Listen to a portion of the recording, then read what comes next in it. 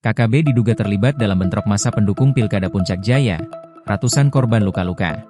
Konflik berdarah antar pendukung pasangan calon bupati dan wakil bupati dalam Pilkada Kabupaten Puncak Jaya 2024 memakan korban jiwa. Pihak kepolisian menduga kelompok kriminal bersenjata, KKB, memanfaatkan situasi tersebut untuk melancarkan aksinya. Kepala Operasi Satgas Damai Kartens, Brigjen Pol Faizal Rahmadani, mengungkapkan hal ini dalam keterangannya di Jayapura, Sabtu, 5 April 2025. Dari laporan yang kami terima, terdapat korban yang meninggal akibat luka tembak yang diduga dilakukan oleh KKB, ujar Faizal, sebagaimana dilansir dari Antara. Ia menambahkan, hingga saat ini tercatat 12 orang meninggal dunia dalam bentrokan antara dua kelompok pendukung paslon di wilayah Puncak Jaya. Faizal menyoroti adanya indikasi kuat bahwa KKB sengaja memanfaatkan ketegangan antar pendukung untuk menyusup dan memperkeruh situasi. Pertikaian yang berlangsung sejak 27 November 2024 hingga 4 April 2025 juga menyebabkan sedikitnya 658 orang mengalami luka-luka.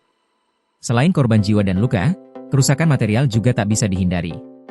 Sebanyak 201 bangunan dilaporkan hangus terbakar, diantaranya 196 rumah warga, satu bangunan sekolah dasar di Pruleme, kantor Balai Kampung Trikora, kantor distrik Irimuli, kantor Partai Gelora, serta Balai Desa Pagalema.